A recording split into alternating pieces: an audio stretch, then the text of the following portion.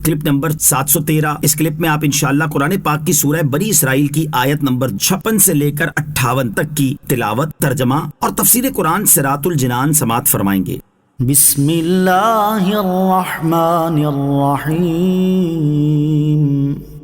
ترجمہ: اللہ کے نام سے شروع جو نہایت مہربان رحمت والا ہے۔ قل ادعوا الذین زعمتم من دونه فلا يملكون كشف الضر عنكم ولا تحویلا۔ ترجمہ: تم فرماؤ، پکارو انہیں جن کو تم اللہ کے سوا معبود سمجھتے ہو، تو وہ تم سے تکلیف ہٹانے کا اختیار نہیں رکھتے اور نہ اسے پھیر دینے کا۔ قل، تم فرماؤ۔ آیت کا شان نزول یہ ہے کہ ایک مرتبہ جب کفار شدید قحط میں مبتلا ہوئے اور نوبت یہاں تک پہنچی کہ کتے اور مردار کھا گئے، اور بالآخر سرکار دو عالم علیہ الصلوۃ والسلام کی خدمت میں فریاد لے کر آئے اور آپ سے دعا کی التجا کی، تو اس پر یہ آیت نازل ہوئی اور فرمایا گیا کہ جب بتوں کو خدا مانتے ہو تو اس وقت انہیں پکارو اور وہ تمہاری مدد کریں، اور جب تم جانتے ہو کہ وہ تمہاری مدد نہیں کر سکتے تو کیوں انہیں معبود بناتے ہو؟ خلاصہ یہ کہ یہ بت معبود نہیں، نہ تو اس پر قادر ہیں کہ تکلیف مٹا دیں اور نہ اس پر کہ تم سے مصیبت منتقل کر کے دوسرے پر ڈال دیں۔ اولئک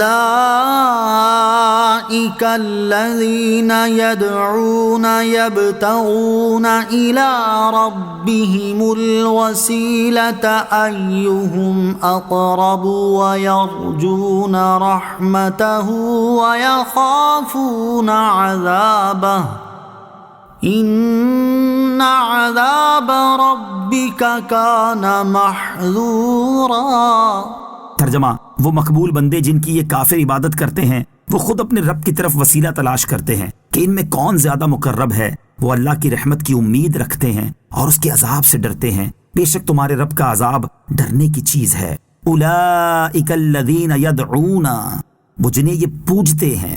کفار کے بہت سے گروہ تھے، کوئی بتوں اور دیوی دیوتاؤں کو پوجتا تھا اور کوئی فرشتوں کو۔ یوں ہی عیسائی حضرت عیسیٰ علیہ الصلوۃ والسلام کو خدا یا خدا کا بیٹا کہتے تھے، اور یہودیوں کا ایک گروہ حضرت عزیر علیہ الصلوۃ والسلام کو۔ یوں ہی بہت سے لوگ ایسے جنوں کو پوجتے تھے جو اسلام قبول کر چکے تھے، لیکن ان کے پوجنے والوں کو خبر نہ تھی۔ تو اللہ تعالیٰ نے یہ آیت نازل فرمائی اور ان لوگوں کو شرم دلائی کہ اللہ عز و جل کے سوا جن مقربین بارگاہ الہی کو یہ لوگ پوجتے ہیں، وہ تو خود اللہ عز و جل کی بارگاہ تک رسائی کے لیے وسیلہ تلاش کرتے ہیں کہ ان میں کون زیادہ مقرب ہے، تاکہ جو سب سے زیادہ مقرب ہو اس کو وسیلہ بنائیں۔ تو جب یہ مقربین بھی بارگاہ الہی تک رسائی کے لیے وسیلہ تلاش کرتے ہیں اور رحمت الہی کی امید رکھتے ہیں اور عذاب الہی سے ڈرتے ہیں، تو کافر انہیں کس طرح معبود سمجھتے ہیں؟ اللہ تعالیٰ کے مقرب بندوں کو اس کی بارگاہ میں وسیلہ بنانا جائز ہے۔ اس سے معلوم ہوا کہ مقرب بندوں کو بارگاہ الہی میں وسیلہ بنانا جائز اور اللہ عز و جل کے مقبول بندوں کا طریقہ ہے۔ آیت میں وسیلہ بنانے کا جواز بیان کیا گیا ہے اور شرک کا رد کیا گیا ہے۔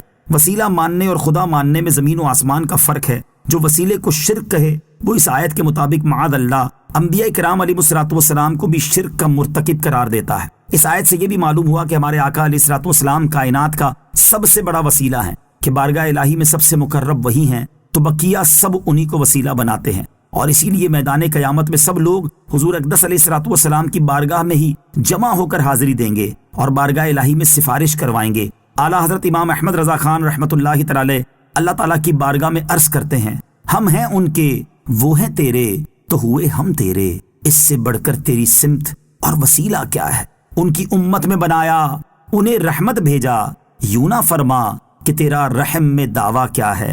صدقہ پیارے کی حیا کا کہ نہ لے مجھ سے حساب، بخش بے پوچھے لجائے کو، لجانا کیا ہے؟ وَإِن مِّن قَرْيَةٍ إِلَّا نَحْنُ مُهْلِكُوهَا قَبْلَ يَوْمِ الْقِيَامَةِ أَوْ مُعَذِّبُوهَا عَذَابًا شَدِيدًا كَانَ ذَلِكَ فِي الْكِتَابِ مَسْطُورًا۔ ترجمہ: اور کوئی بستی نہیں مگر یہ کہ ہم اسے روز قیامت سے پہلے ختم کر دیں گے یا اسے سخت عذاب دیں گے، یہ کتاب میں لکھا ہوا ہے۔ قبل یوم القیامہ، قیامت کے دن سے پہلے۔ ارشاد فرمایا کہ کوئی بستی نہیں مگر یہ کہ ہم اسے فرما بردار ہونے کی صورت میں اچھی موت کے ساتھ روز قیامت سے پہلے ختم کر دیں گے، اور اگر گناہ گار ہو تو اسے دنیاوی عذاب کے ساتھ ہلاک کر دیں گے، اور اگر کسی کافر بستی کو دنیاوی عذاب نہ آیا تو آخرت میں شدید عذاب دیں گے، اور یہ بات لوح محفوظ میں لکھی ہوئی ہے۔